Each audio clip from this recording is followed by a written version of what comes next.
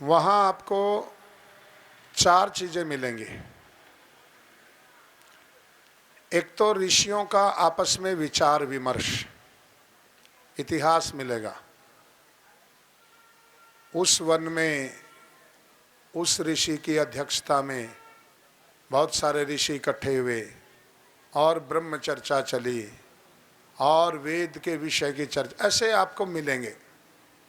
मतलब कॉन्ग्रीगेशंस जिनको बोलते हैं, सत्संग सभा, आध्यात्मिक सभाएं। जैसे अभी कुंभ है, तो इसको यदि भारत के प्राचीन के हिसाब से यदि कोई नाम देना हो तो ये प्राचीन काल में ऋषियों की आध्यात्मिक सभा थी। क्या था? प्राचीन काल के ऋषियों की आध्यात्मिक सभाएं लगा करती थी। चूंकि नदी के किनारे अब ट्रांसपोर्टेशन का साधन नदी होती थी, रेलगाड़ी हवाई जहाज तो थे नहीं ना, दूर से नौका में बैठ के आते थे तो नदी के माध्यम से, और नहाने का, पीने का, भोजन पकाने का सारी जल की व्यवस्था नदी से होती थी। इसलिए आप देखना ये सारे कुंभ और उपकुंभ जो लगते हैं ना, सब ऐसी जगह लगते हैं, या तो वो तीर्थ क्षेत्र है या वो नदी है, कहीं ना कहीं, या वो कोई मूल है नदी का, या तीर्थ क्षेत्र है, या सरोवर है, या नदी है, बिना पानी के नहीं है कहीं। तो प्राचीन काल में चार चीजों में से एक चीज होती थी ऋषियों की सभा। दूसरा वर्णन मिलेगा आपको गाय का। विश्वामित्र तो राजा थे, महर्षि विश्वामित्र, तो ऋषि तो बाद में बने ना, वो तो राजा थे रामायण में। और वशिष्ठ के यहाँ कामधेनु गायें थी, नंदिनी। तो उस कामधेनु गाय के ऊपर लट्टू हो गए और बोला महाराज ये हमें दे दो ना बच्चे, ऐसा नहीं करते। बोले महाराज ये गाय तो हमें दे दो। बोला अरे भाई ये तो आश्रम की गाय है। उसने सोचा बाबा जी का क्या है, सैनिकों को बोला खोल लो गाय को। खोली तो उधर से ब्रह्मचारियों ने उठा ली अपनी लाठी, और जो क्योंकि ऋषियों के यहाँ तो युद्ध विद्या तो राजा ऋषियों से सीख के आते थे ना, पहले कोई मिलिट्री एकेडमी थोड़ी थी। मिलिट्री एकेडमी कौन थी? ऋषियों के आश्रम, वहीं युद्ध विद्या सीखते, वहीं वेद विद्या सीखते। तो ऋषि कुमारों ने भी हथियार उठा लिए विश्वामित्र की और उसकी फौज की बैंड बजा दी। तो कहानी तो ऐसे पुराणों में तो उसका विकृत रूप कर दिया कि उस कामधेनु गाय की कोख से कूद कूद के सैनिक बाहर आए। पुत्र वो लाक्षणिक है। कामधेनु गाय का जिन्होंने दूध पी रखा था ना बालकों ने, वो सारे उसके बच्चे थे, और उन्होंने बैंड बजा दी। तो विश्वामित्र वशिष्ठ के चरणों में गिर के एक बात बोल दी। फिर उसने दिग्बलम क्षत्रिय बलम, ये जो क्षत्रिय बलम है ना, बल है ना, इसको तो धिक्कार है। बोला दिग्बलम क्षत्रिय बलम ब्रह्म बलम बलम, ये जो ब्रह्म तेज बलम बलम, ये जो क्षत्रिय का बल था ना हमारा, ये तो निपट लिया। ये तो कुछ भी नहीं है, इसको तो धिक्कार है। यदि कोई सच में बल है तो वो ब्रह्म तेज का बल है, वो अध्यात्म का बल है। और सेना को वापस भेज दिया, और विश्वामित्र ने महर्षि वशिष्ठ से उसी समय संन्यास ले लिया, ऐसे संकल्प मात्र से, और कहा कि मैं भी ऋषि बनूंगा। तो विश्वामित्र से फिर ऋषि बने, राज ऋषि बने पहले, फिर ऋषि बने, फिर वेद ऋषि बने, फिर ब्रह्म ऋषि बने, फिर देव ऋषि बने, अंत में लगे ही रहे। बोला भारद्वाज है ना महर्षि है, महर्षि बनेंगे, तपस्या में लगे रहे। तो एक दिन स्वयं भारद्वाज, उन्होंने वशिष्ठ ने जा करके बोला महर्षि विश्वामित्र अब बाहर आइए। तो महर्षि बना। ये वर्ण परिवर्तन का रामायण का पहला उदाहरण है।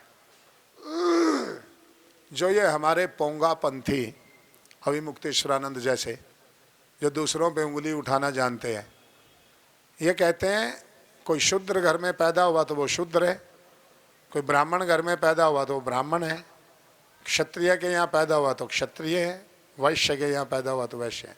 वर्ण परिवर्तन नहीं हो सकता। ये तो हो गया ना। विश्वामित्र क्षत्रिय वर्ण में थे और महर्षि वशिष्ठ के सानिध्य में आकर के ब्राह्मण बने। ये वर्ण परिवर्तन का उदाहरण है। तो जिसकी जैसी योग्यता होगी वैसा ही वर्ण हो जाएगा। तो दूसरा है गाय। पहला है आध्यात्मिक सभा, दूसरा है गाय, तीसरा है यज्ञ। जनक ने एक बार याज्ञवल्क्य से पूछा, याज्ञवल्क्य वेत्ति भवान अग्निहोत्रम, यज्ञ को जानते हो? कि हाँ। किससे है? कि पयसा, घी से, घृतेन, घी से। बोला घी ना हो तो? फिर बोला पयसा, दूध से। बोला दूध भी ना हो तो फिर हवन किससे करोगे? फिर बोला वनस्पति भ्याम, वनस्पति से।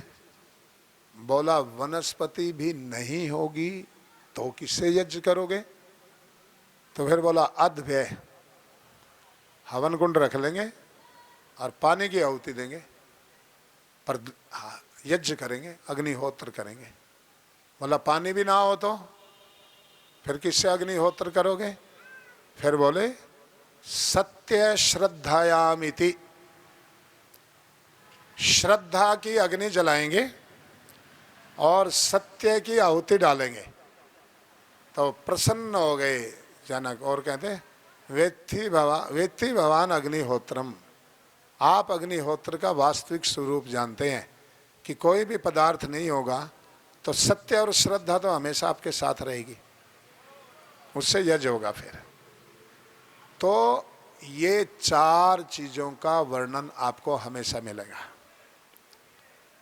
वेद का मिलेगा, यज्ञ का मिलेगा, अध्यात्म का मिलेगा, गाय का मिलेगा। किसी काल को खोल करके देख लो, किसी का, इसको वहाँ ले जाओ बाहर, झूले पे ले जाओ इसको, झूले पे वो चक्रव्यूह दिखा कर ले आओ, इन्हें सारे चक्रव्यूह दिखा कर ले आओ।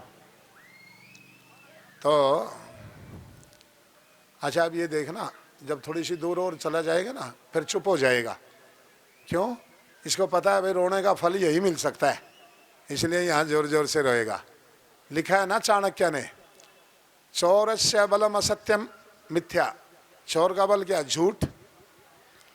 बालस्य बलम रोदनम, बालक का बल क्या? रोना, जोर जोर से चिल्लाना, फैल जाना, टांगे पटक देना, सिर पटक लेना, सारे घर वाले तुरंत सिद्धे हो जाते हैं, है ना।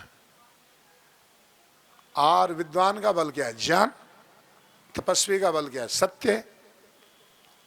तपस्वी का बल तो सत्य है, सत्य पर टिके रहेगा तो तपस्वी है। विद्वान का बल ज्ञान है, बालक का बल रोना है, चोर का बल झूठ है, राजा का बल हठ। अड़ गया तो हो गया, जो अड़ गया वो गड़ गया, और जो उखड़ गया तो गया। राजा गड़ जाते हैं, अड़ जाते हैं। तो अध्यात्म, ये जो भारत है ना, आप कल्पना नहीं कर सकते, भारत विलक्षण देश है। क्यों?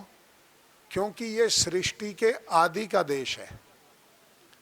जहां आप रह रहे हो ना, आज से नहीं रह रहे, ये तो पापियों ने, काले अंग्रेजों ने आगे उसको, अंग्रेज लिख गए भारत की आज़ादी को लेट करने के लिए कि यार ये बाहर से आए, जो पहले आया पहले जाओ, ये भी तो विदेशी है, इनको भी भगाओ वापस। अंग्रेज की ये चाल थी कि आज़ादी की लड़ाई डाइवर्ट हो जाए, कि आर्यों को भी बाहर का सिद्ध करो और यहाँ के मूल निवासी अलग बनाओ, इनकी लड़ाई बजाओ। बोले इन आर्यों को निकालो, हम भी चले जाएंगे। तो फिर काले अंग्रेज आए, फिर इन्होंने चलाई कहानी ज्यों कि त्यों रखा हुआ अंग्रेज का पाठ। तो हमारे यहाँ क्या है, ये भारत देश जब भी मानव सृष्टि धरती पे हुई उस समय का बसा हुआ है, इसलिए इसे कोई मिटा नहीं सका अब तक। भगवान का बसाया हुआ है। किसका बसाया हुआ है? भगवान का। क्योंकि त्रिगत प्रदेश में सृष्टि के आदि में 4 ऋषियों को जन्म दिया। तिब्बत में, त्रिगर्त का अर्थ है तिब्बत, वहीं मानवीय सृष्टि हुई। इसलिए जो तिब्बत में सरोवर है ना, उसका नाम क्या है? मानस सरोवर। मनुष्य की उत्पत्ति वहीं से है, इसलिए आज भी हमारे हृदय में है वो। आज भी बड़ी श्रद्धा से जाते हैं। तो ये भारत देश बहुत विलक्षण है। 1000 साल विदेशियों ने टक्कर मार लिए, फिर भी बिगाड़ नहीं पाए, मिटा नहीं पाए, टुकड़े कर दिए। जैसे मुगल आए, उन्होंने कुछ टुकड़े किए, 8 टुकड़े अंग्रेज ने किए हमारे। इसलिए तो हमें अंग्रेजी प्रिय है, इसलिए आज भी हम अंग्रेजी। मैं यदि संस्कृत में बात करूं ना तो पोंगापंथी, और अंग्रेजी बोलूं तो फिर पढ़ा लिखा। ये देखो, गुलामी इसको कहते हैं। विदेशी भाषा में बात करूं तो पढ़ा लिखा। और ब्रह्मा से लेकर के महर्षि दयानंद पर्यंत मेरे सारे ऋषियों की, मेरे पूर्वजों की भाषा में बात करूं तो पोंगापंथी। ये चाहता था मैकाले। मैकाले ने चिट्ठी लिखी थी, मैकाले यही चाहता था। इसलिए मैंने एक लेख लिखा था, अखबार में छापा नहीं किसी ने। मैंने लिखा था मैकाले जीत रहा है, मैकाले जीत रहा है, हारा नहीं है। क्योंकि यही तो चाहता था। आजकल वाले हमारे बालक, हाँ ऋषि मुनि भी मांस खाते थे, सोमरस पीते थे, दारू पीते थे, नाचते थे। हाँ, प्राचीन काल में भी स्त्रियों को खरीदा और बेचा जाता था। एक एक स्त्री पे 10-10 राजा विवाह करने के लिए फौज लेके चढ़ जाते थे। वो यही तो चाहता था। मैकाले ये चाहता था कि उसे अंग्रेज, अंग्रेजी सभ्यता, अंग्रेजी भाषा, अंग्रेजी खान पान, अंग्रेजी वेशभूषा ये अच्छी लगने लगे, भारत बिल्कुल बेकार लगने लगे। अब गांव में, पहले गांव में जन्म दिवस, आज से 50 साल पहले गांव में, 30 साल पहले भी जन्म दिवस मनता था। कैसे? हवन करके, कोई कथा कहलवा करके, कोई जग दे करके, कोई कुछ ऐसे ना, प्रसाद बनवा के ऐसे मनता था ना। आजकल कैसे बनता है? कैसे बनता है बताइए? गांव में, शहर की बात छोड़ो, शहर तो उजड़ गए पहले ही। गांव में, गांव के हैं यहाँ कोई? हाथ खड़ा करिए, कोई गांव के हो तो। अच्छा, कैसे बनता है गांव में जन्म दिवस? कैसे बनता है? केक कट के। कैसे बनता है? मोमबत्ती बुझा के। केक तो केक कट जाए तो कोई बात नहीं, फिर क्या होती है? मोमबत्ती बुझाती है और उसी पे फूंक मरवाते हैं। बोलते हैं बुझा दे। वो मोमबत्ती नहीं बुझ रही, वो तुम्हारे कुल का दिया बुझ रहा है। 3 पीढ़ी के बाद में जलाने वाला ही नहीं बचेगा कोई। जिस पैटर्न पे चल रही है ना, वो कुल के दिए में फूंक मार रहा है। ये चाहता था मैकाले। मैकाले चाहता था मेरी शिक्षा पद्धति में पले वे लोग हवन को छोड़ें, यज्ञ को छोड़ें, जप को छोड़ें, कथा को छोड़ें, कहानियों को छोड़ें, अध्यात्म को छोड़ें, और जब उनका जन्म दिवस मनाने का समय आए वो फूंक मारें, केक काटें, दिया बुझाए और हैप्पी बर्थडे टू कह करके जन्म दिवस मनाए। ये चाहता था। तो मैकाले जीत रहा है। फिर हमारी मैरिज एनिवर्सरी पहले मनती थी तो क्या करते थे पति पत्नी, जो अच्छे पति पत्नी थे, गौशाला में जाते, गुरुकुल में जाते, अनाथालय में जाते और भिखारियों की कॉलोनी में जाते, उनको भोजन करा के आते। आज मैरिज एनिवर्सरी कैसे मनती है? वही केक काट के, वही मोमबत्तियां लगा के, और वो थूक वाला केक वो जो तैयार कर रखे हैं ना, वो सबको खिलाते हैं। इसलिए मैं ना भूखा मर जाता हूँ, हवाई जहाज में बैठ के कोई चीज़ नहीं खाता। क्यों? कोई चीज़ ऐसी है ही नहीं जिसमें उन्होंने अंडा ना मिला रखा हो। कुछ भी ऐसा नहीं है। ब्रेड में अंडा है, बिस्किट में अंडा, चॉकलेट में अंडा, उसमें अंडा, इसमें अंडा, सब में अंडा मिला के रखते। तो मैं कभी कभी पूछ लेता हूं उनको, वो कहेंगे would you like to take something? मैंने कहा इट्स एग फ्री। नो, मैंने कहा इट्स टैग फ्री। या टैग नहीं है अंडे का, पर एग अंदर है। मैं पूछता हूं इट्स टैग फ्री और इट्स एग फ्री? बोले it's tag free, it's not egg free. कोई ईमानदार बता देता है। धर्म भ्रष्ट करने के लिए, जैसे पहले मुसलमान करते थे ना, एक मांस का टुकड़ा किसी भी जानवर का फेंक देते थे, बोले गाय की टांग फेंक दी हमने कुएं में, जिन जिन ने पानी पिया वो मुसलमान हो गए। अब लोग अंधेरे अंधेरे पानी निकाल के पी लेते थे। ऐसे बहुत मुसलमान बनाए इन मूल्यों ने। वो एक मौलवी का लड़का खेल रहा था, एक लाला जी का था, एक जाट का बालक था। तीनों खेलते खेलते प्यास लग गई, बोला पानी पिएंगे। मौलवी वाला ले गया अपने अंदर घर में और फटाफट एक एक गिलास पानी पिला दिया। तो मौलवी ने शोर मचा दिया और भाग करके उनको पकड़े, अपने अंदर खींचे। बोला तुमने मौलवी का पानी पी लिया, मौलवी का पानी पी लिया, मुसलमान हो गए, मुसलमान हो गए। बच्चे बाहर भागे, मौलवी अंदर खींचे। तो वो एक ब्राह्मण का एक बालक, एक बनिए का बालक और एक जाट का। तो ब्राह्मण वाला घर पे गया, घर में घुसने ही नहीं दिया। सबसे पहले तो यही तो करते, यही तो काटते थे लोग। अपने वाला घर में घुसने ही नहीं दिया। लाला जी का एक बालक था, उनमें घर में तो घुसा लिया, पर रोवे पिटे।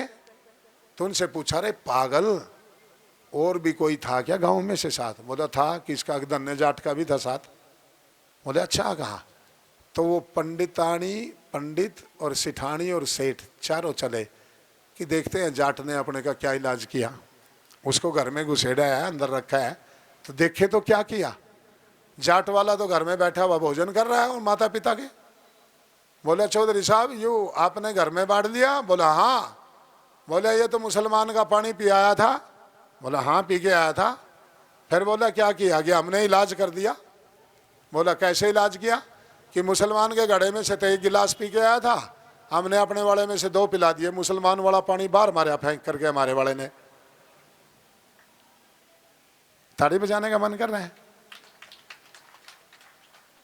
कि हमारे वाले घड़े के पानी ने मुसलमान वाला 1 घंटे में बाहर मारा फेंक के।